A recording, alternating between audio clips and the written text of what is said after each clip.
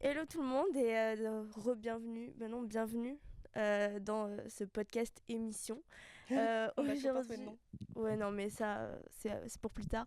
Mais aujourd'hui on est ravis d'accueillir Lil Kofi qui est avec nous. Salut.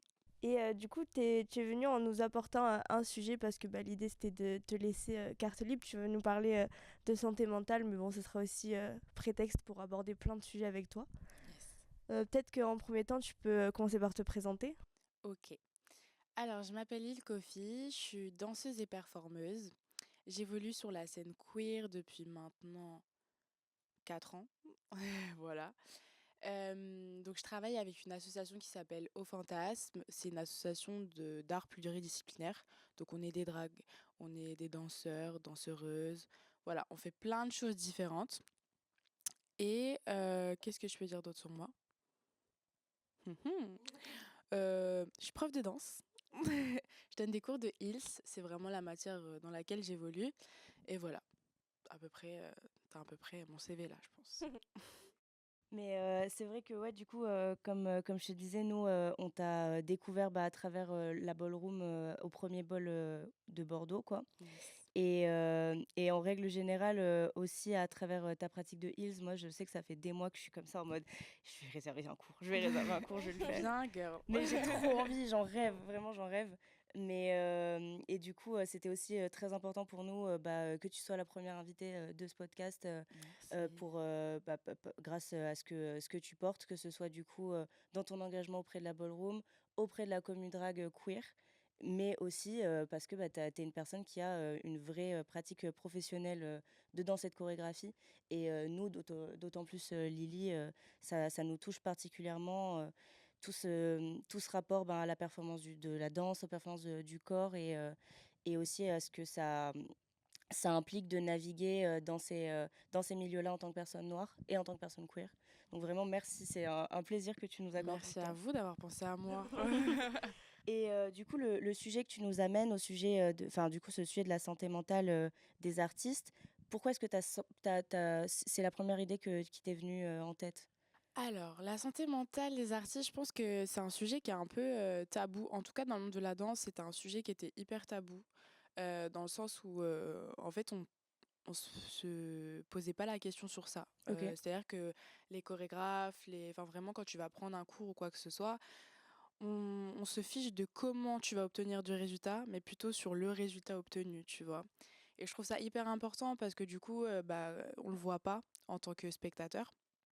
Je trouvais ça intéressant vraiment d'en parler, surtout que les gens en vrai ne s'imaginent pas ce que c'est, tu vois, derrière pour, toutes ces années de formation et cetera. Moi, j'ai de la chance, je suis pas passée par un parcours très classique et Ok. cetera, ni académique, mais parce que si la danse, le Heels, c'est pas forcément une danse que tu trouves dans des cours académiques. Tu vas pas prendre, des cours de Heels au conservatoire, mais ça reste quand même, des gens qui ont été formés justement par, des gens académiques et qui ont appris comme ça. En fait, tu vois vraiment la différence entre les anciennes générations et les nouvelles générations, où les anciennes vont être vraiment, ça va chercher à piquer ton ego pour avoir du résultat. Donc c'est ça que je trouve un peu, tu vois, qui peut nuire à ta santé mentale parce que forcément tu te remets en question toi, tu t'as pas forcément les réponses. Ok, la pédagogie c'est ce qu'on juge en premier en tant qu'élève, tu vois. Sur un professeur, tu vas dire ok, est-ce que lui il explique bien, est-ce que lui il prend son temps, est-ce que nan, nan. Ça c'est les premiers jugements que tu as, tu vois. Mais vu qu'on n'a pas tous ces codes, en vrai, maintenant les codes ils sont révolus et je pense que les gens n'attendent plus que juste une performance d'un prof ou juste des critiques d'un prof sur vraiment ce que t'es ou ce que tu vas donner, tu vois. Je pense qu'il attend vraiment quelque chose de plus, tu vois, ce côté un peu social, ce côté un peu ok, je vais travailler ton mindset, mais te pousser vers le haut plutôt que te dire, te piquer Ouais. pour ensuite avoir du résultat. C'est un peu ça que je voulais mettre en lumière parce que c'est vraiment un sujet qui est dans la danse en tout cas tabou quoi, et pas trop conscientisé. Voilà, voilà. Carrément. Et tu disais du coup que tu n'as pas eu un parcours, un parcours assez particulier. Est-ce que tu peux nous en dire plus du coup sur ton Ouais, parcours? carrément. En gros, moi de base, je viens du sport de haut niveau. Donc j'ai fait de la gymnastique pendant à peu près 16 ans. Ok. gym artistique et rythmique. Donc rythmique, c'est avec les petits rubans et tout. Et après, donc à mes 17 ans, j'ai décidé de faire de la danse quand je suis arrivée à Bordeaux, parce qu'avant, j'habitais à Paris. Je suis pas d'ici. C'est OK. Nous non C'est plus. OK? Nous non OK, plus, trop bien. vraiment. Mais ouais, du coup, de la gym, je suis allée à la danse, mais la danse urbaine, hein, comme on appelle ça. Mais c'était la danse hip-hop, quoi. Et je suis rentrée dans une compagnie à Bordeaux qui s'appelle les Unity, donc qui est assez un peu connue maintenant Ah oui, parce oui. que voilà, elle a fait des championnats du monde et tout. C'était bien avant. Mais grâce à ça, j'ai pu avoir des opportunités de fou. C'est quand même un rythme quasi pro ou vraiment intensif, quoi. Donc tu dois te donner. Et donc grâce à ça, j'ai pu faire le championnat d'Europe et tout. C'était vraiment trop cool. Et après, pareil, pour des questions de santé mentale là-dedans, je suis partie. Et j'ai découvert le Hills dans un autre studio de danse à Bordeaux. Et voilà, j'ai trop kiffé parce qu'en fait, ça mélangeait vraiment genre la gym et la danse, tu vois. Parce qu'on me demande de la souplesse, de la discipline et en même temps de la danse, du flow et tout, de l'attitude, donc tout ce que je kiffe, tu vois. Donc voilà, et après, donc j'ai fait 3 ans de cours de Hills et arrivé à mes 20 ans, donc pendant que je prenais encore des cours de Hills, là j'ai commencé vraiment la scène professionnelle où j'ai commencé dans un club, donc un gros club à Bordeaux, et on te demandait en fait de tout faire. Donc que ce soit du contemporain au classique, au hip-hop, au Hills, au cabaret. Tu mélangeais en fait vraiment tous les styles, donc c'était des tableaux, tu avais 6 tableaux par soir, donc c'est quand même assez considérable. Voilà, non, c'était vraiment pro, tu vois. Il y avait des danseurs du ballet d'Aquitaine, des danseurs, tu vois, vraiment qui étaient pro de ouf. Et moi, j'étais en mode, moi, je suis là. Mmh. Donc voilà, et après, j'ai connu la scène queer, je sais plus quel âge j'avais. La scène queer, OK, juste là, un peu après, avec Au Fantasme. Je crois que j'avais toujours 21 ans, un truc comme ça. J'ai 23 ans, c'était il y a pas si longtemps. Ah, t'es 2001? Oui. Moi aussi! Ah oui, on est des bébés apparemment. Ouais. Mais non. Bientôt plus pour longtemps. Non, vraiment pas. Mais ouais, du coup, c'est ça, j'ai découvert du coup la troupe Au Fantasme. Et en fait, ils m'ont contacté et j'ai pu faire des premières scènes avec eux. Et ça s'est super bien passé. Et on a continué à travailler ensemble. Et voilà, c'est comme ça un peu que je me suis formée et tout. OK. Mais c'est vraiment trop cool aussi parce que, on se pose beaucoup cette question, comme tu dis, en fait, l'urbanisation des pratiques, et un peu le mépris qu'il y a, dans les pratiques académiques et c'est aussi, je pense, très, facteur aussi de santé mentale compliquée de se dire, «J'ai un rêve, j'ai envie d'atteindre ce métier-là, j'ai envie d'être danseur pro. Est-ce que c'est possible? Est-ce que c'est des choses, qui peuvent se faire dans des, un peu, du coup, en contournant cet académisme-là et du coup, d'avoir, un témoignage comme ça, c'est super précieux parce que c'est une preuve que, ça existe et ça peut avoir lieu, quoi. Enfin, je sais que, Lily, avec ta compagnie aussi, c'est peut-être que c'est quelque chose que vous portez, quoi? Ouais, en fait, il y a ce truc où. Enfin, c'est toujours une question qu'on s'est posée, notamment avec ma chorégraphe qui c'est Kate Chabaudy. Ok. Parce que c'est à quel moment, en fait. Enfin, comment La on. légitimité. Ouais, c'est ça. Comment devenir chorégraphe, en fait? Est-ce qu'il faut passer par des diplômes alors qu'au final, surtout dans la culture hip-hop, il y a ce truc où ça vient de la rue, ça vient de revendications, ça vient de... Enfin, il n'y a pas de diplôme, tu vois. Il y a un peu ce truc où de plus en plus on va vers ce truc-là d'institutionnaliser ces danses-là. Et c'est un peu ouais, un endroit où on se pose la question parce que quand c'est des cultures comme celle-là qui viennent de la rue, en fait, ça veut dire quoi de mettre un diplôme sur ça, tu vois. Ouais, c'est ça, de rendre le truc un peu formel et tout. Ouais, c'est ça. C'est compliqué, c'est un sujet délicat de ouf. Mais en vrai, je pense que l'un ne va pas trop sans Mm, mm. l'autre. Tu vois, dans la pédagogie, tu as quand même besoin de base académique, mais tu retrouveras pas de représentation, malheureusement, dans les styles académiques, quoi. Dans la danse, qui vient quand même, c'est une danse noire, quoi. Toute la culture noire, ça vient de tout ça, quoi. C'est ça qui est dommage. De ouf Et aussi, comment dire? Le problème avec l'académisme, c'est que souvent, du coup, les personnes concernées à la base de la création, comme tu dis, de ces mouvements dansés-là, sont complètement écartées, en fait, de la souveraineté des mouvements, quoi. Donc c'est ça qui est trop dommage. Et du coup, pour revenir sur le sujet de la santé mentale, Hem, ça m'a vachement fait tilter quand tout à l'heure tu as dit que c'était un tabou dans le monde dans lequel tu évoluais. Parce que pour le coup, nous, dans le monde dans lequel on évolue, en tout cas aux Beaux-Arts, j'ai l'impression que c'est même moins qu'un tabou, c'est omniprésent cette question de la santé mentale-là. Heu et hem du coup, je voulais savoir comment du coup de ton côté, ça pouvait jouer sur, ton processus créatif et ton processus artistique, quoi? OK.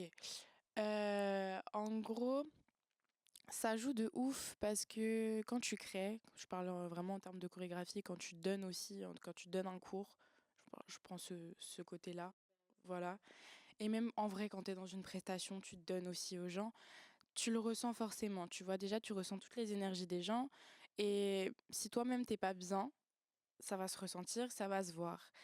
Et aussi, je pense que maintenant, disons dans les cours et cetera, ce que j'ai pu remarquer depuis que j'en donne, il y a une consommation qui est différente. Même dans les drag shows ou même des shows, tout court, tu vois, des soirées. C'est plus pareil, tu consommes plus pareil, dans le sens où tu attends de la performance, tu attends à ce que tu en aies plein les yeux, tu vois. Tu attends des messages forts, parce que oui, c'est toujours un message fort en soi. Mais tu as des attentes quand même qui sont plus élevées qu'avant. C'est pour ça aussi qu'il y a plus d'offres de soirées dans ce style. Ouais, ouais. Et du coup, bah forcément, il y a un peu moins de demandes aussi, tu vois. Et sur le processus créatif, c'est vraiment, moi, quand je crée, c'est vraiment, je mets mes émotions, tu vois, dans une choré. Je fais attention à la musique. Je vais l'écouter, je mets peut-être 2 semaines à créer une choré, tu vois, à OK. peu près. Mais des fois beaucoup moins. Mais voilà, vraiment, quand c'est une choré qui me tient à cœur, etc., je mets environ 1 semaine et demie, 2 semaines. Et du coup, ça se ressent parce que je mets toutes mes émotions. Et si les gens ne se rendent pas compte de ça, tu vois, parce que justement, on a perdu un peu ce côté sacré en mode, en fait, tu viens prendre les énergies de la personne, tu viens pour prendre la matière qu'elle peut t'apporter, tu vois, que maintenant, c'est plus pareil, genre, tu viens pour un mood, tu viens parce que, oui, sur les réseaux, ok, elle a plein de monde, ok, c'est beau, c'est visuel, ok, moi, je veux faire comme elle, nan, nan, tu vois, mais au final, c'est pas comme ça qu'on consommait la danse. Avant, enfin, moi, ce qui me choque, c'est que mes élèves, je leur dis, ok, demi-groupe peut-être au début du cours, juste pour qu'elles aient la place pour danser. Directement, ça va prendre ses téléphones pour se filmer, tu vois. Ah waouh! Et moi, ça m'a choquée parce que je me suis permis de dire quelque chose parce que j'ai été là, mais non, enfin, c'est pas comme ça. On n'est pas là juste pour avoir une vidéo pour Instagram ou des choses comme ça. Et ça, en soi, moi, ça me touche parce que forcément, je me dis, je crée, pourquoi? Pour qu'elles consomment et qu'après, elles aient leur vidéo et c'est tout. Donc c'est un peu ça sur quoi ça joue la santé mentale parce que on se rend pas compte en fait que un chorégraphe, un artiste en tout cas, peu importe ce qu'il fait, il donne de sa personne et c'est vraiment du don de soi et c'est juste conscientiser ça quoi et respecter ça parce que quand on vous offre une performance, une prestation, quoi que ce soit, c'est vraiment un cadeau parce que c'est des énergies qu'on vous donne, une partie de nous, un petit message, tu vois. Des fois, c'est pas du tout personnel, ok, mais des fois, ça l'est. Et faut quand même se dépasser pour aller devant un public t'as quand même plein de yeux qui te regardent comme ça, Ouais. tu vois. Et du coup, faut vraiment pas perdre son sang-froid et se donner, et voilà, et se mettre dans sa bulle. Et du coup, voilà, c'est quand tu perfs, tu te mets dans ta bulle. Et si la santé mentale, ça va pas, t'arrives pas à te mettre dans ta bulle. Mais oui, ça c'est vrai que t'en parles et tu le soulignes et c'est vrai que moi aussi c'est un truc que j'ai vu en évoluant parce que je danse depuis que je suis toute petite en studio. Ok, trop cool. Et c'est vrai que moi j'ai eu la chance, hein, déjà quand je dansais quand j'étais petite c'était vraiment à la campagne donc on était très loin, puis même j'étais toute petite donc il n'y avait pas ce truc des réseaux sociaux et tout, de la vidéo et du rapport à ça. Et c'est vrai que j'en avais discuté avec un de mes anciens chorégraphes qui était parti à Paris et qui avait quitté vraiment la campagne, tu vois. Et c'est vrai que lui aussi ça lui avait choqué qu'en arrivant à Paris tu t'arrives en cours et que tout le monde se filme en fait. Et genre il disait, enfin il avait vu des des anecdotes un peu de ouf où genre les gens ils posaient leur téléphone et genre ils filmaient tout le cours et genre Ah s'ils ouais. passaient, si t'avais le malheur de passer entre eux et la caméra, genre ça venait t'embrouiller et genre Wow. et genre t'es là Ça, c'est mais quand même un c'est extrême. ouais non J'espère mais jamais vivre ça. non vraiment du coup j'étais là mais c'est vrai que c'est fou quand même Mm, comme maintenant on a trop pris l'habitude de c'est ça. on vient consommer un cours pour une image, enfin je sais pas, je comprends pas. Mm, Alors que c'est vrai que nous on a beaucoup grandi dans ce truc là de bah c'est un moment de partage, c'est un moment où tu viens de ouf. chercher les énergies des gens, enfin bref. Donc ça c'est vrai que c'est un truc que tu soulignes et que c'est vrai qu'on a vu évoluer avec les réseaux sociaux. Après bon, est-ce que c'est mal ou pas En vrai, je trouve ça bien parce que c'est bien aussi de se jeter et de se filmer, de voir la progression et tout. Ouais Mais je carrément, pense juste qu'il y a un temps pour tout. Dans le ouais sens carrément. où il y a certains profs, ils vont vous dire OK, vous pouvez vous filmer. Et là, c'est le bon moment. Et des fois, c'est pas le bon moment, faut attendre et juste bah, respecter, tu vois, un peu le format de cours et tout. Mais à Paris, c'est différent aussi parce que c'est des gros effectifs sur les cours. Je sais pas dans quel studio il est allé. Mais même moi, quand j'y vais, je trouve ça hyper anxiogène. Et je suis tout au fond en mode tu vois, Oui carrément. parce que je sais ce que c'est d'avoir 80 personnes. Et en plus, pour un prof aussi, maintenant, quand j'ai beaucoup d'effectifs, je vois l'énergie que je donne et le fait de ne pas voir que bah, elles le reçoivent pareil. Je pense qu'aussi pour les profs, c'est pas forcément facile, tu vois. Mm, mm, Mm, mm, clairement. mm. Moi, il m'est arrivé à peu près. Enfin, le cours le plus hallucinant que j'ai pris, c'était à Séoul, je pense, avec une grosse chorégraphe. C'est Badali, je sais pas si ça vous Ouais, parle. de ouf, stylé. Bah ouais, elle est Incroyable. formidable. Et elle, pour le coup, elle avait une énergie de dingue. Mais pareil, on était dans une salle 80 pour peut-être une salle grande comme ça. Ouais, bah ouais. Et en fait, moi, ce qui m'avait heurté de ouf, c'est que j'étais en mode, est-ce que tout le monde vient tous les jours pour avoir un niveau pareil? Ou est-ce que, en mode, j'étais en mode, à quel moment dans le format de cours que je suis en train de prendre, ces gens-là, ils ont l'énergie et les capacités de développer leur danse pour être aussi bons, en fait.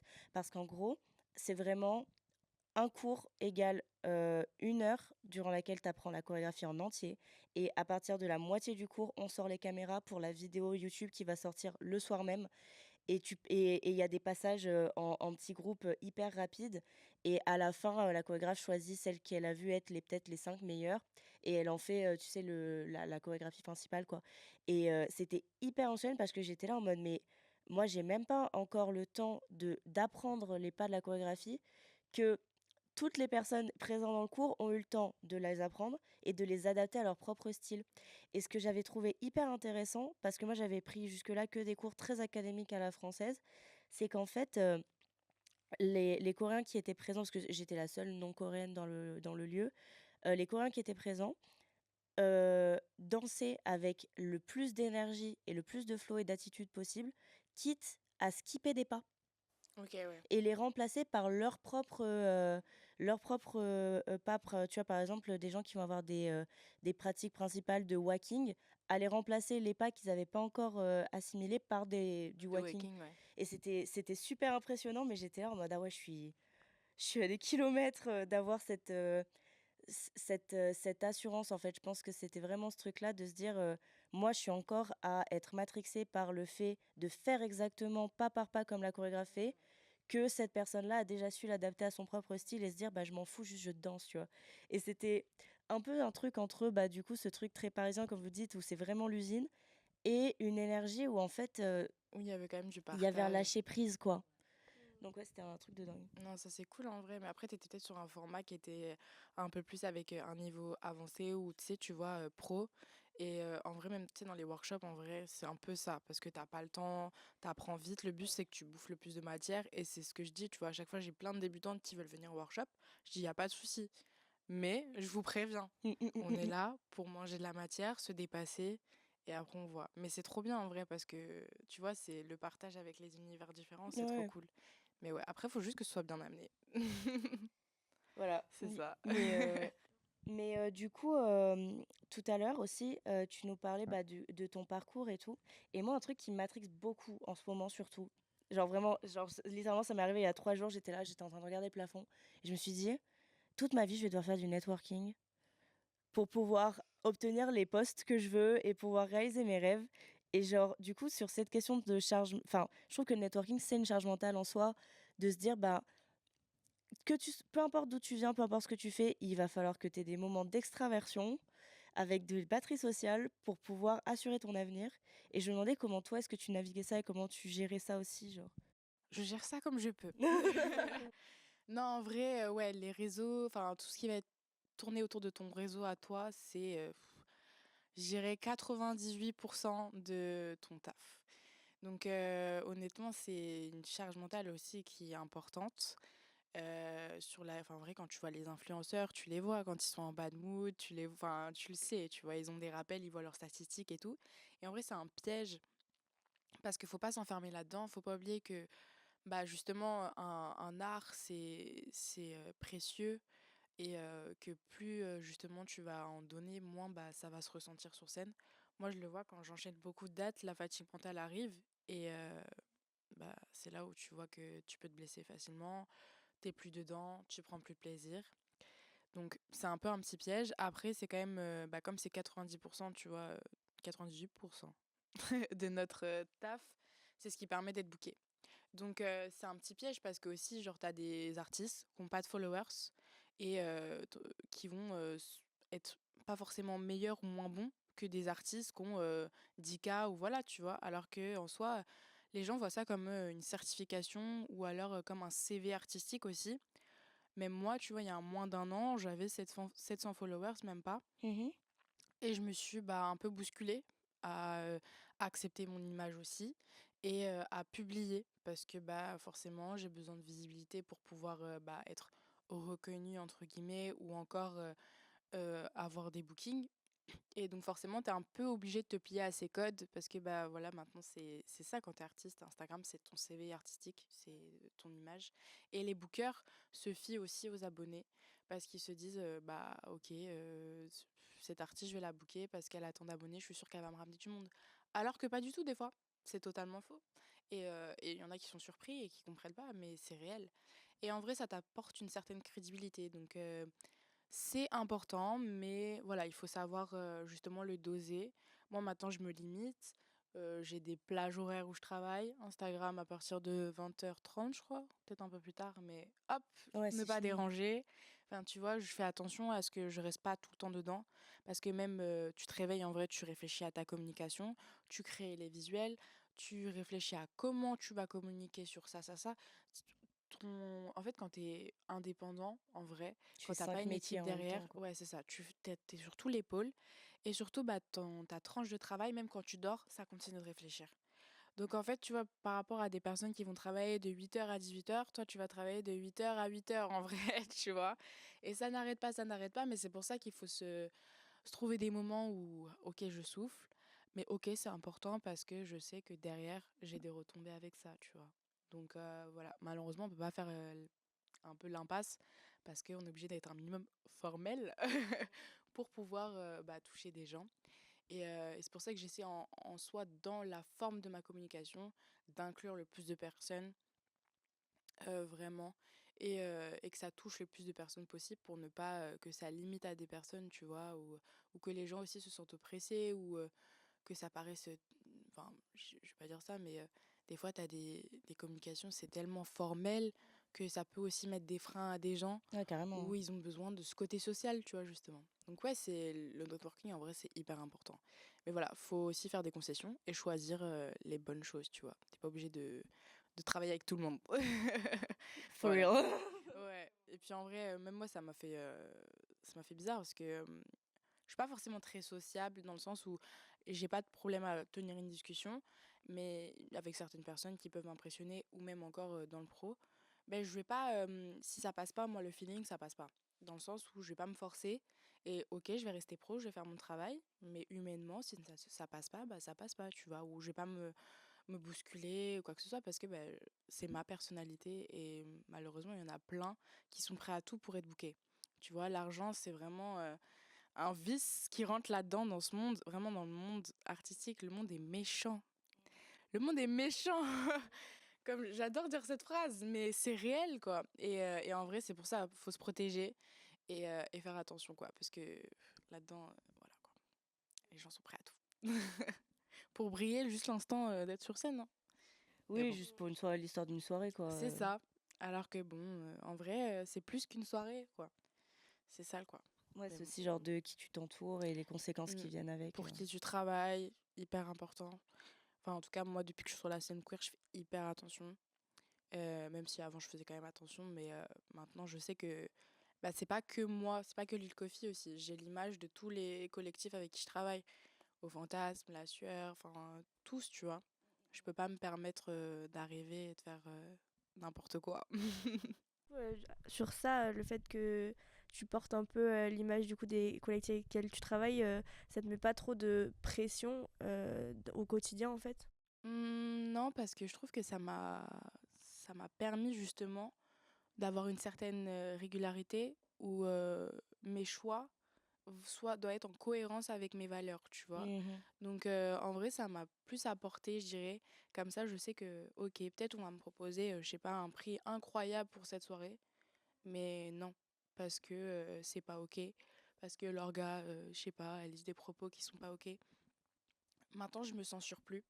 Quand il y a quelque chose, avant, je me censurais beaucoup. J'ai accepté des soirées dans des petits patelins, vraiment, Angoulême, des soirées et tout, tu vois.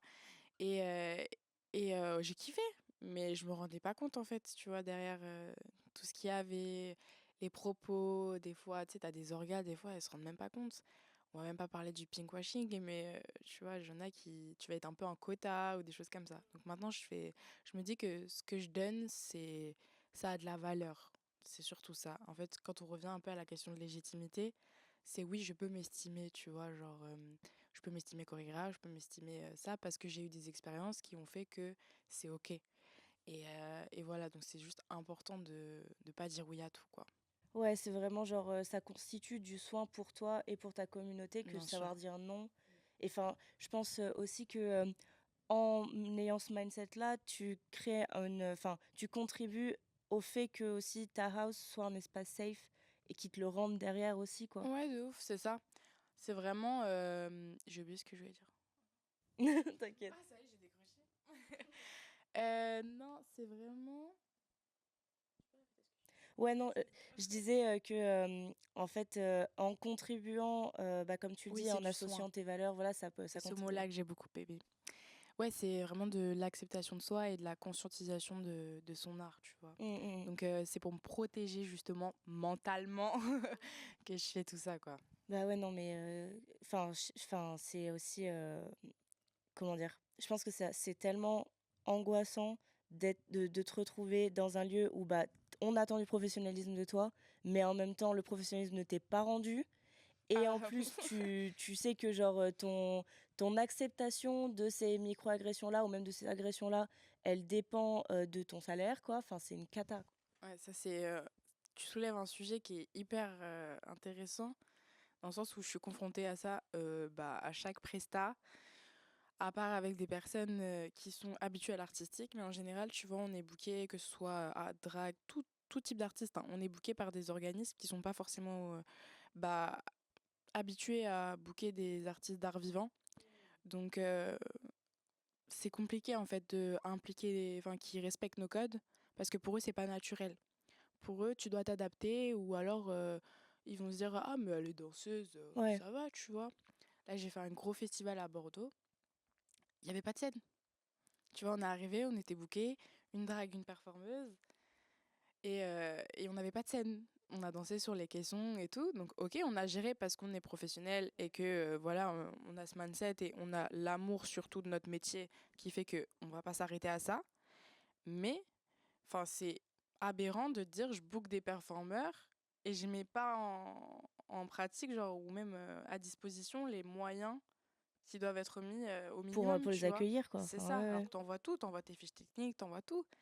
Mais il y a plein de choses comme ça, même dans la communication. Des fois, on peut ne pas mettre ton nom d'artiste, ne pas mettre les bons styles que tu représentes. Enfin voilà, il y a plein de choses comme ça où c'est de la conscientisation et les organes ne sont pas du tout conscients que bah, justement, on leur offre quelque chose aussi, tu vois. C'est aussi, on est autant artiste qu'un DJ, qu'un chanteur. Enfin voilà, pour eux, c'est pas principal. Enfin, on n'est pas au même titre, tu vois. Ah ouais, il y a un manque de Ah considération ouais, carrément, ah clairement. Non, vraiment, c'est aberrant comme quoi. Enfin, c'est banalisé en fait. Tu sais, tu danses, c'est comme si on t'offrait un moment où tu vas prendre du plaisir, tu vois. Et donc, on t'offre du fun. Mais non, c'est pas du fun, c'est du travail, tu vois.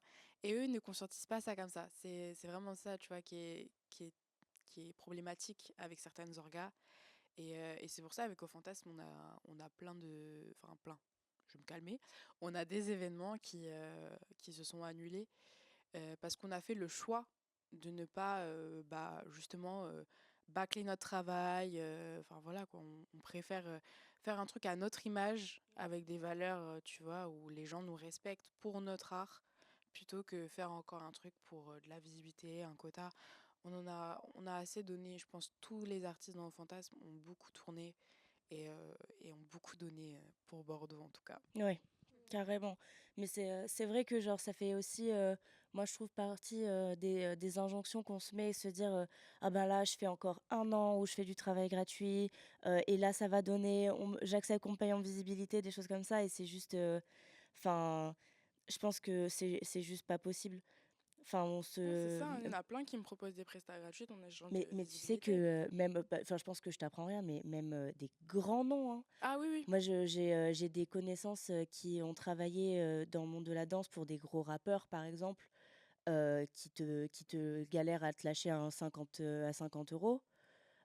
Des grandes rappeuses, qui ne payent pas leurs danseuses, des trucs comme ça et genre, Ah, mais ça, c'est... tu En fait, le problème, c'est que, moi, j'ai une pote, par exemple, elle est dans le design graphique et on a beaucoup ce débat-là de se dire: «Est-ce que on fait du travail gratuit dans l'espoir que, après tu sois la première personne qu'on appelle quand il y a du budget?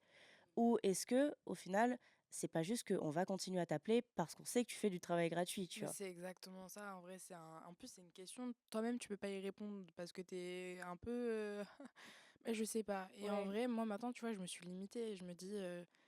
Avant, je faisais des soirées caritatives, etc. J'en fais encore, mais je sélectionne. Je suis en mode, ok, ça c'est ok parce que c'est des valeurs qui me ressemblent et tout, mais je veux plus faire de choses gratuites parce que, bah voilà, c'est après, on conscientise pas ton travail et on se dit, quand tu dis un prix, ah bon, c'est ce prix-là? Bah oui, c'est ma valeur, tu vois. Et on va toujours rechercher à négocier en plus ton prix. Donc, c'est des stratégies. Donc, enfin, c'est ça. C'est ça aussi qui est une charge mentale.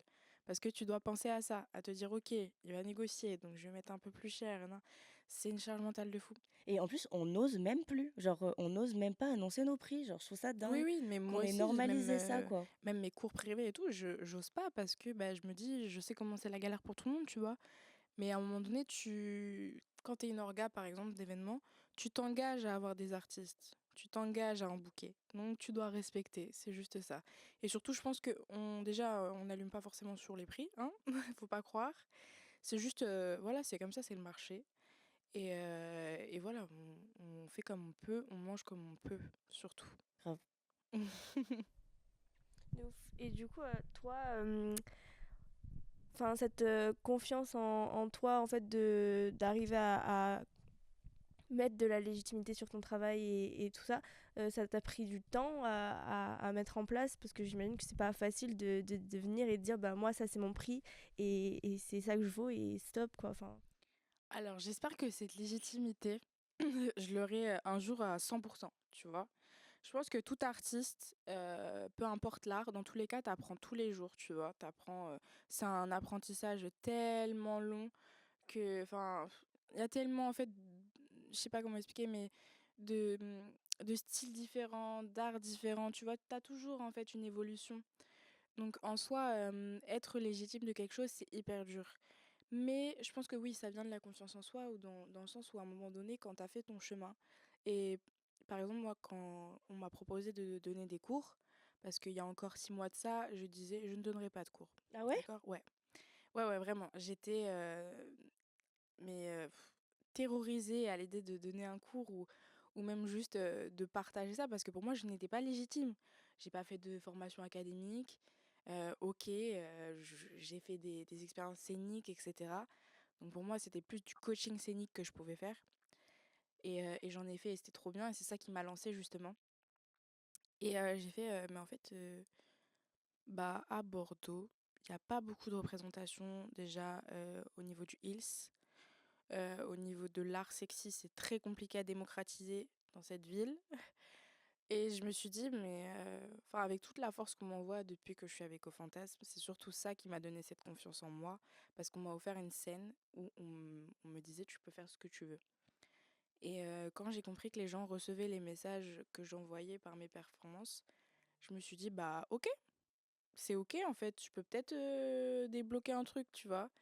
Et après, bah, en allant prendre des cours à Paris et tout, enfin, en essayant d'aller me former, voir ce qui se passe ailleurs, parce que j'en ai toujours un peu pris, je me suis dit, mais en fait, je peux le faire, tu vois, genre, en soi, à Bordeaux, peut-être pas à Paris, mais à Bordeaux, je pense que je suis légitime. Et je me suis dit, bah écoute, on va commencer par là. Et puis, j'ai regardé un peu les profs de Hills qu'il y avait à Bordeaux, etc. Je me suis dit, bon, en vrai, let's go. Ouais, Parce que je me suis dit que bah, en soi, chaque prof a son expérience qu'elle a, tu vois? Genre, on crache sur aucune prof, no shade. Mais voilà, c'est juste, bah, moi, j'ai mon univers, je peux apporter ça. OK, let's go, tu vois? Mais c'est hyper dur d'avoir ce déclic et je pense que c'est le fait qu'une école de danse m'écrive que là, j'ai fait, OK, OK, let's go. Je pense que s'ils ont repéré mon profil, c'est pas pour rien et que ça y est, je pense que c'est le moment. Et depuis, bah, franchement, j'aime trop, tu vois. J'adore partager des moments, j'ai l'impression que j'aide en fait, que j'accompagne des personnes. C'est plus juste, elles viennent me voir et ok, elles ont kiffé ma presta, c'est autre chose encore. Donc ouais, c'est pas facile, mais c'est un travail... du quotidien aussi, Ah ouais, ouais. c'est un travail de fou. Mais si t'es bien après, bah, dans ton entourage et tout, t'auras forcément des gens qui vont te pousser et qui vont te dire la vérité, si c'est ok ou pas, tu vois. Donc voilà. Mais ouais, du coup, nous aussi, on voulait t'apporter, enfin, t'amener forcément sur des questions d'intersectionnalité, c'est forcé. Mais j'ai l'impression aussi, dans ce que tu dis, que t'as apporté déjà plein de réponses dans le sens où, dis-moi si je me trompe, j'ai vraiment l'impression que t'as une pratique professionnelle qui est de l'auto-entrepreneuriat, qui est quand même bah, très prenante pour la santé mentale. Et je sens vraiment que, bah, ton implication, Au Fantasme et aussi dans la ballroom et je pense que ce serait aussi important que tu nous en parles. J'ai l'impression que ça, c'est une, comment dire? J'ai l'impression qu'il y a une forme d'art-soin pour toi dans ces espaces-là, quoi. Ouais, Vraiment, ça vraiment. se sent quand tu en parles, que c'est vraiment des moments bah, de travail de pratique personnelle, mais qui constituent aussi, un noyau, ouais, de soins fort, quoi. Ça se sent de ouf. C'est vraiment ça en vrai. C'est ça en fait. Depuis que je suis indépendante, j'ai décidé de prendre ce choix-là. Enfin, de faire ce choix-là. Peut-être un peu plus français. Mais surtout, c'est parce que, bah, en fait, toute ma vie, je pense, quand j'étais petite, à la gym, que ce soit dans des compagnies de danse ou encore bah, quand j'ai commencé en club, j'ai compris que, ok, je suivais beaucoup de règles, tu vois, parce que dans la gym, on t'impose des disciplines, une discipline, tu vois, comme ça. Déjà, bon, c'est quelque chose où la gym, t'es petite, on te met un juste corps échancré, tu vois, il y a beaucoup de choses où, voilà, c'est des codes que tu suis. Et j'ai dit, mais en fait, c'est bon, il y en a marre de suivre des codes. Je vais faire mes propres codes. Et donc, dès que je suis arrivée avec Au Fantasme et tout, c'est surtout Au Fantasme et la Shore, parce que la ballroom, j'y suis que depuis très peu. OK. Donc en soi, je me sens pas encore légitime dans cette communauté-là, tu vois. Mais c'est quand même une communauté que j'ai chère à mon cœur parce que j'ai toujours bah, eu des connexions là-dedans où bah, ma mère travaille avec des personnes queer et qui étaient issues de la ballroom, OK, tu trop vois. cool. Ouais, elle était coiffeuse. Et voilà, à Paris, enfin, on traînait tous les jours à Pigalle, des quartiers comme ça, tu vois. Et là où pardon, les arts sont prônés au max. Et du coup, j'ai toujours vu ça. J'ai toujours vu des choses comme ça. Et en fait, mais en fait, j'ai vu que des choses, des représentations dans ma vie qui étaient hyper libératrices. Donc, qu'est-ce que j'attends, tu vois? Ouais. Qu'est-ce que je fais là à attendre ici, à suivre des codes? Ok, c'est cool. J'ai de l'argent, ok, je peux manger, c'est bien. Surtout que je faisais ça pour payer mes études au début quand j'ai commencé en club, tu vois. Donc je me suis dit: «OK, mais là, ça devient plus une contrainte qu'autre chose. Ça devient juste plus, bah, alimentaire» et j'ai fait: C'est bon, c'est bon» et en fait, beh, je dansais sur scène. Dis-toi, je dansais sur scène, je m'en souviendrai toujours. Je pensais à mes cours, je dansais, je faisais les pas et je récitais mes cours en tête parce que je savais que le lundi, bah, j'allais avoir un contrôle et tout, que j'avais mes partiels. J'étais en mode: «Mais non, c'est bon, c'est pas ça en fait. C'est quoi ça? Genre, c'est pas ça la danse. Justement, t'as quitté la gym pour arrêter d'avoir toute cette emprise mentale où t'as ton coach qui est là, qui te dit tends tes jambes ou quoi que ce soit, tu vois. Et c'est ok parce que c'est ce pourquoi t'es venu, mais au bout d'un moment, t'en peux plus, tu vois.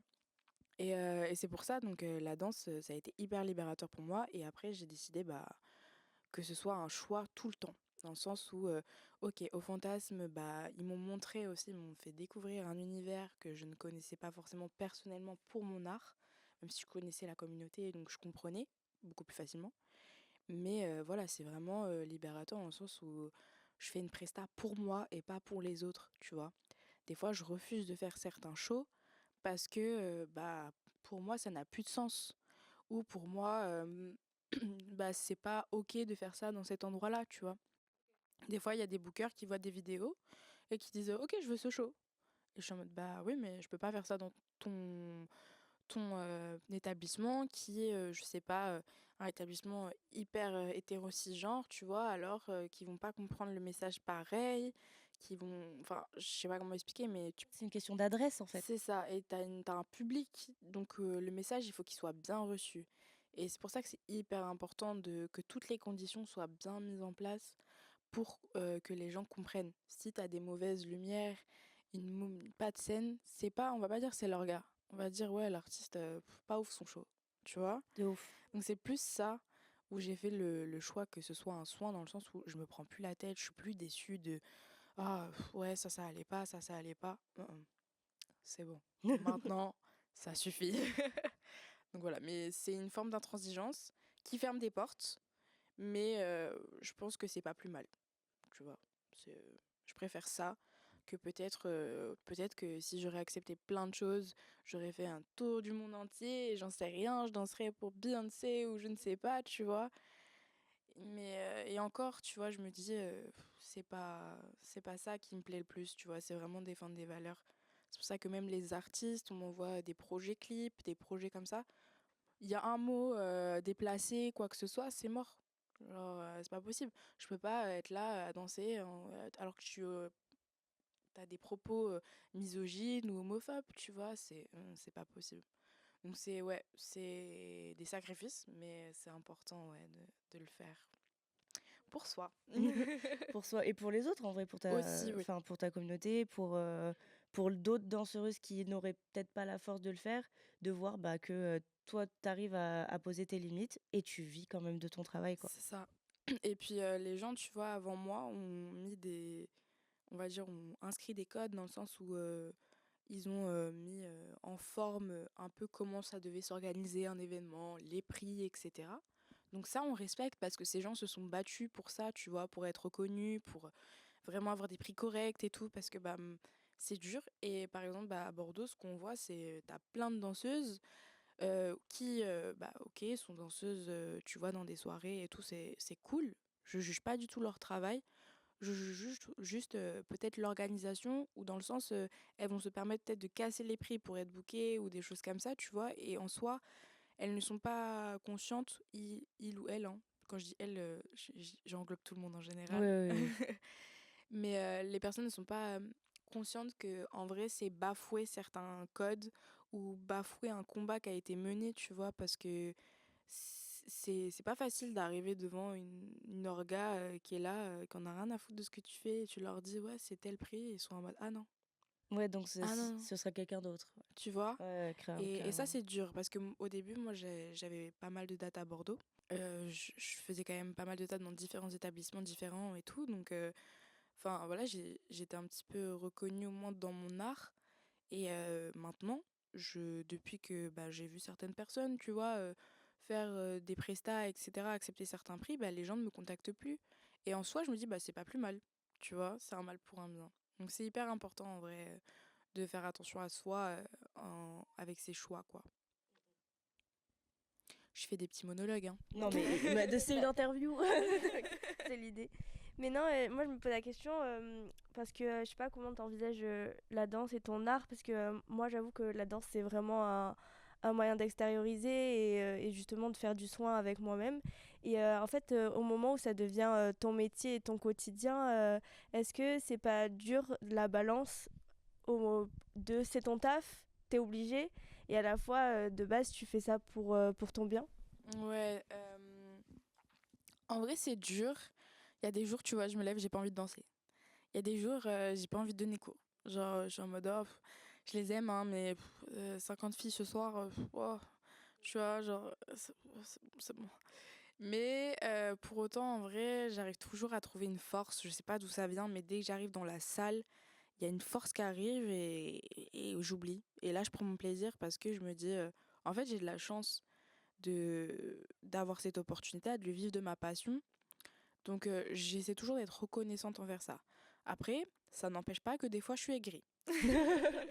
Ça Normal. n'empêche pas.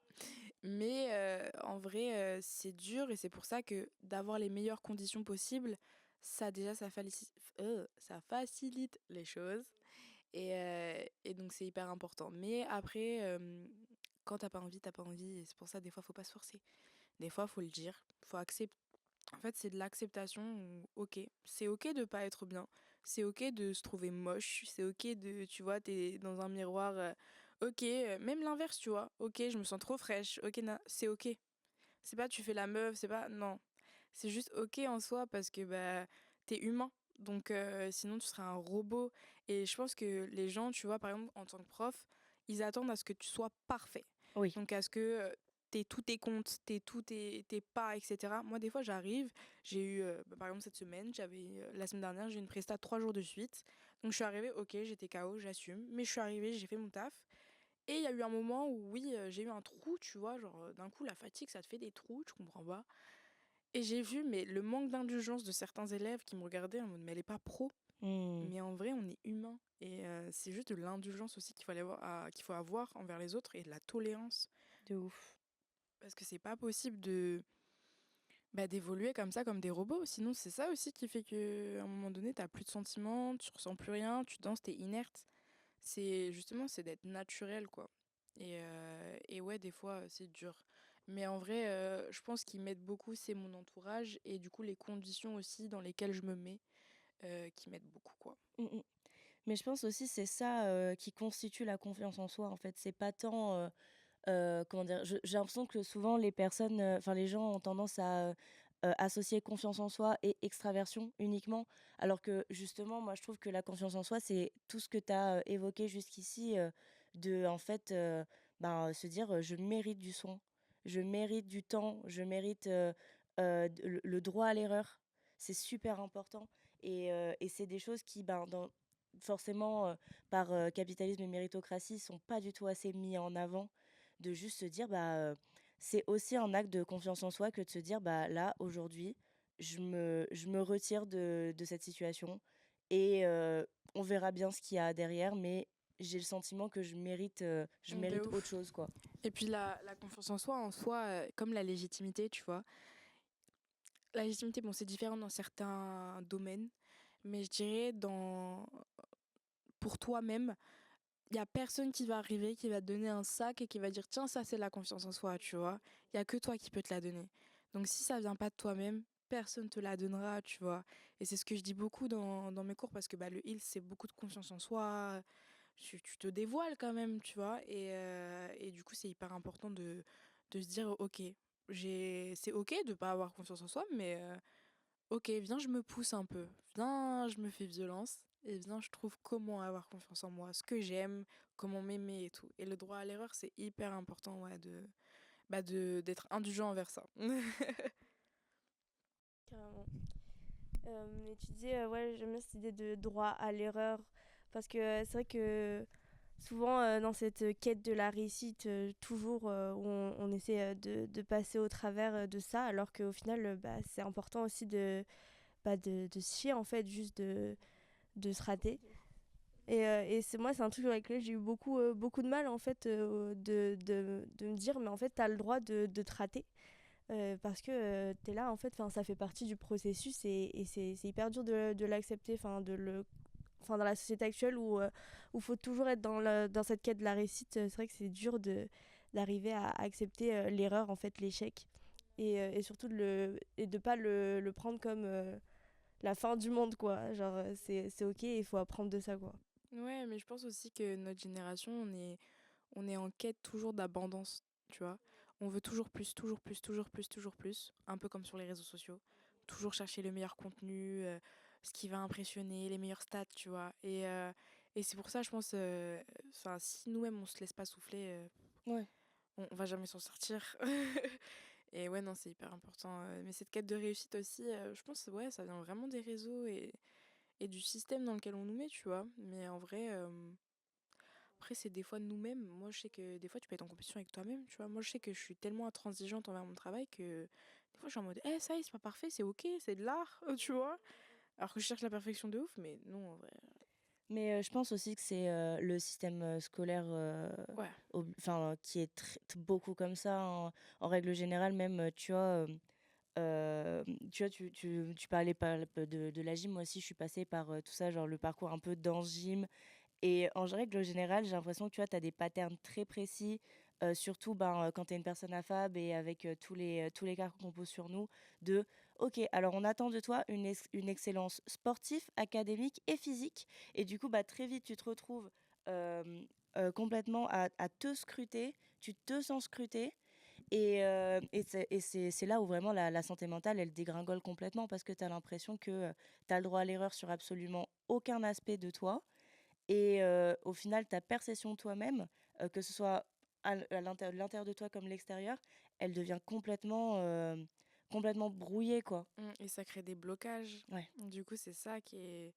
Le pire, c'est que les blocages, ils viennent même pas de toi au final, tu vois. C'est même pas. Enfin, c'est un facteur extérieur. Donc, c'est horrible. Mmh, mmh, mmh. Moi, j'ai beaucoup vécu ça aussi à 13 ans. On m'avait dit, ouais, t'es trop grosse, des choses comme ça, tu vois. Mais j'ai 13 ans. Non, Qu'est-ce c'est que une tu veux, j'ai non, 13 ça ans. Tu c'est vois, une genre. dinguerie. Et encore aujourd'hui, des fois, t'as des bookers qui vont me dire, ouais, t'es un peu trop maigre ou des choses comme ça. Mais en soi, moi, je fais, ouais, tu vois, j'écoute, ok. Mais c'est pour ça, faut pas se mettre des blocages. Faut être vraiment soi-même et pas écouter les autres. C'est vraiment genre, tant que tu t'aimes toi, tu t'aimes comme ça, c'est ok. J'adore dire ce mot, c'est ok. De ouf.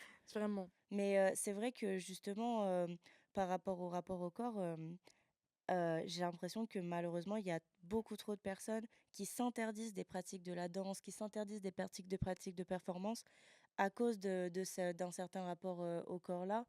Alors que pour moi, ces pratiques-là, par essence, elles devraient aider. Justement, elles devraient être des moments de connexion avec soi et enfin, je sais pas, je trouve que c'est hyper. Enfin, je trouve que c'est hyper important d'avoir aussi un rapport au corps comme un outil d'art. Et Et enfin, je sais de pas. bien-être. Ouais, de bien-être, de ouf. De ouf, Ouais, de non, ouf. c'est ça. Mais moi, c'est ce que j'essaie vraiment de mettre en avant. C'est vraiment pousser ça dans le sens où je suis pas là pour forcément vous donner que de la matière, tu vois. Je suis là aussi pour vous pousser à vous aimer, en fait, à regarder vous dans le miroir. Dans mes cours privés, c'est là où vraiment j'ai pris une claque parce que j'ai vu qu'à peu près 70% de mes élèves, vraiment, c'était des personnes qui ont vécu des choses mais horribles dans leur enfance, tu vois, des agressions sexuelles, des abus ou que ce soit de la maltraitance verbale ou autre, tu vois.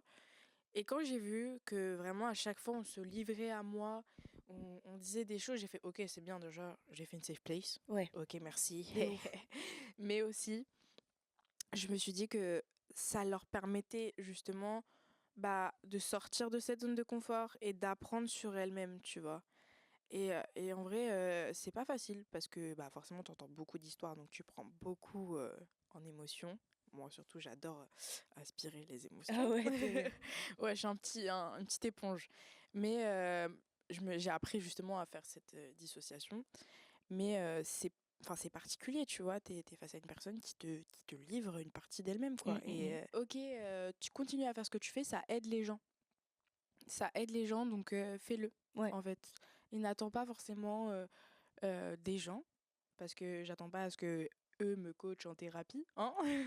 Mais si je peux les aider, c'est avec plaisir, tu vois. Et puis aussi, je pense, à un moment, j'ai beaucoup parlé sur mes réseaux de santé mentale, de ce qui se passait dans le monde de la danse, au niveau des agressions sexuelles, etc. Je sais pas si vous avez vu le mouvement hip-hop MeToo. Si, si, si, ouais, ouais. Voilà, moi j'ai des proches qui ont été très touchés par des agressions comme ça, de l'abus de pouvoir, on peut en parler, Oui, hein. oui, carrément. Et depuis ça, je pense qu'il y a beaucoup de gens qui se sont dit ok, je peux parler avec elle, je peux lui dire les choses. Et depuis ça, j'ai beaucoup de personnes qui viennent m'en parler et tout. C'est pour ça que c'est assez lourd parce que tu lis des messages, tu as des personnes qui te parlent, mais je me dis, ok, c'est que ces gens-là ont enfin peut-être trouvé un endroit où en parler. Donc c'est important, parlez-en autour de vous, quoi. Vraiment, faut pas hésiter à en parler et que ce soit, bon, amis ou famille, c'est ok. Et n'hésitez pas à en parler aussi à des gens du milieu quand il vous arrive des choses, quoi, parce que les gens ne se rendent pas compte et les gens banalisent. Et oui, aussi, du coup, de voir que ça aide, c'est trop bien.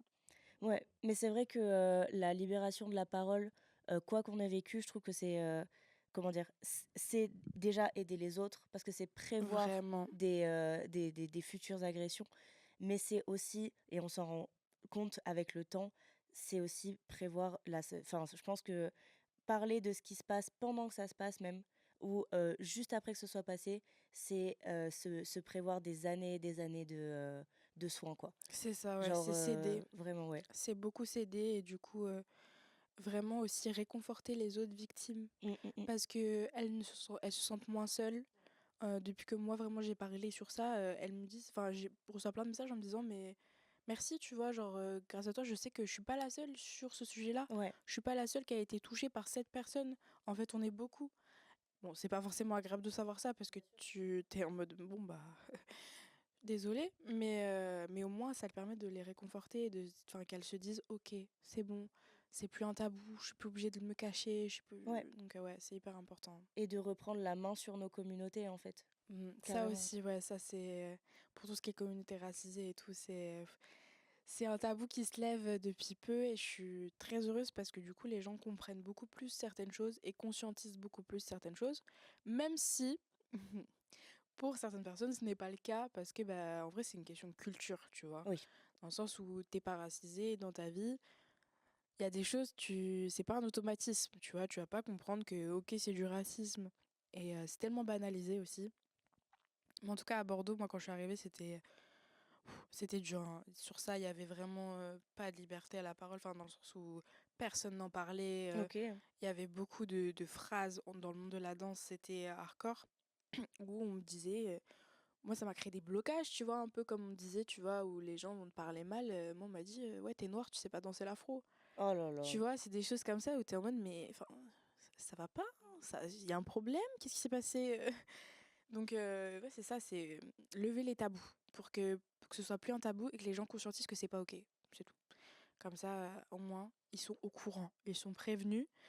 Après, tu peux les taper. Moi, je voulais quand même parler du rapport à la scène et au fait de monter sur scène. Parce que en tant que performeur, performeuse, c'est une vraie question que je me pose parce qu'il y a un truc un peu en deux temps. Enfin, moi, je l'ai vécu maintenant en faisant plus de scènes. C'est ce truc de tu montes sur scène et c'est vraiment un moment d'empuissancement en français, d'empowerment, genre qui est assez fort. Et à la fois, en même temps, il y a un truc un peu en deux temps où tu te revois et où ça devient un peu la perception de soi, c'est compliqué. Donc il y a un peu ce truc en deux temps. Je sais pas si toi, enfin comment tu vis ça Alors, c'est un peu dur parce que moi, quand je suis sur scène, en général, je me mets tellement vraiment dans ma bulle que j'oublie tout ce que j'ai fait. Donc, ouais, avec l'adrénaline, Mmh. déjà même tu peux prévoir des trucs, c'est fini, t'as oublié. Ok. Mais justement, quand je vois des vidéos, ça m'aide beaucoup parce que avant j'avais un regard très très très très très critique dans le sens où je regardais une fois, je faisais ouais c'est de la merde, tu vois. Genre vraiment, j'aimais pas parce que j'avais pas fait ce que j'avais prévu et tout.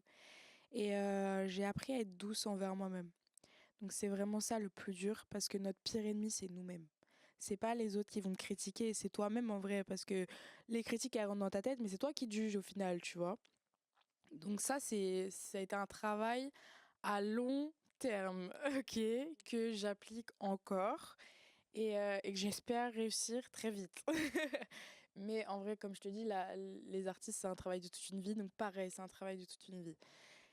Donc il faut savoir des fois accepter justement bah, que ouais, c'est pas parfait, et des fois accepter que ok, j'ai géré. Tu vois, là, tu peux slay, le dire et tout. N'hésite pas, faut pas hésiter. Mais pour revenir à ça, c'est vraiment une condition mentale qui fait que au bout d'un moment, la scène, tu vas t'en servir l'énergie en fait qui va s'en dégager, tu vas t'en servir pour avoir une puissance et vraiment te dire ok, là j'ai l'opportunité de renvoyer, comme je dis beaucoup, tu renvoies la lumière qu'on te projette en fait. Donc tu as besoin de renvoyer cette lumière vers les gens et du coup ça va t'aider et ça va te pousser. Et du coup le fait aussi d'être sur des scènes aussi libres comme au Fantasme, la Sueur et tout, donc qui sont vraiment des scènes où tu peux faire ce que tu veux entre guillemets, du moins dans la limite du raisonnable. Ça permet justement, cette liberté te permet de passer des messages forts. Et je pense qu'avant de travailler avec la communauté queer, je pense que je ne conscientisais pas du tout ça, tu vois. Et c'est quand j'ai conscientisé ça que j'ai compris, ok, ce que je fais, ça a une valeur. Mmh. Et du coup, c'est hyper important, tu vois. Et c'est ça aussi qui fait que, ouais, c'est un signe de puissance. Donc, c'est pas juste un moment où, ok, on va te snapper ou je sais rien, tu vois, on va juste te prendre en vidéo. C'est bien plus que ça. C'est un moment où tu représentes aussi des gens. Parce qu'il y a des gens qui rêveraient d'être à ta place, déjà. Et d'autres gens aussi qui n'osent pas y aller. Donc, tu représentes ces gens-là. Alors qu'ils sont totalement capables. Donc, ouais, c'est vraiment un message fort, en fait, à chaque fois que tu dois en dégager. Et surtout, en vrai, que ça se passe bien ou que ça se passe mal, à partir du moment où t'as passé le cap d'aller sur scène, ou je sais pas, de freestyle devant les gens, j'en sais rien, hein, et déjà, sois content de toi, t'as passé un step de ouf, tu vois. Après, le reste, c'est quoi? C'est quoi en plus en vrai? C'est du plus. Il faut d'abord que toi, tu sois fier de toi et te dire ok. Mais je suis d'accord que le fait que ce soit un laps de temps qui s'efface, c'est super frustrant parce que t'es en mode non, mais qu'est-ce que je comprends pas. Et en vrai, après, une fois qu'après t'acceptes ça, c'est ok. Et où est-ce qu'on peut te retrouver bientôt? Là, on est fin janvier, donc faut que tu te Fin dises on est fin janvier. janvier. Ok. Fin janvier pour le moment, je ne sais pas. Non, en vrai, je donne toujours mes cours au Urban Academy. Ce sont des cours loisirs, donc le lundi et le mardi soir. Ensuite, j'ai mes cours privés, où là, c'est vraiment d'un programme adapté à ton profil, où tu viens découvrir un style de danse que tu veux. Donc, je priorise quand même le Heels parce que c'est la matière où je me sens justement légitime d'enseigner. Mais c'est ok pour faire d'autres choses. Et voilà, mon but c'est vraiment de faire de l'accompagnement et vraiment de développer tout ça. Et voilà, et bientôt, donc si on est fin janvier, bientôt il y aura l'anniversaire d'Au Fantasme, donc nos 4 ans, qu'on a annulé dernièrement à Darwin, mais on revient en force pour le faire. Et franchement, on avait prévu un show iconique, donc on a encore plus de temps pour travailler dessus. Donc je pense que on va encore plus travailler dessus là et ça va être ouf. Ça va être Ok. ouf. Mais bon, merci pour ton temps, merci pour genre tout ce que tu nous as apporté aujourd'hui. Je pense que c'est hyper important que cette parole-là, elle soit diffusée. Enfin, vraiment, t'es pour tous les artistes, même de n'importe quel milieu. Je pense que avoir des propos aussi pertinents, aussi importants, c'est génial. Et c'est exactement la raison pour laquelle on a apporté ce podcast de base aussi. Donc vraiment, je te remercie énormément pour ton temps, Merci beaucoup vraiment. de m'avoir justement donné ce temps-là pour m'exprimer et de pouvoir parler de tout ça, quoi. Donc merci à vous. Merci. Et vous retrouverez absolument toutes les infos pour retrouver Lil Kofi dans la description. Et on vous remercie d'avoir regardé ce premier épisode sur la chaîne de Hit. On vous retrouve très vite. Bisous. Bisous. Au mois prochain.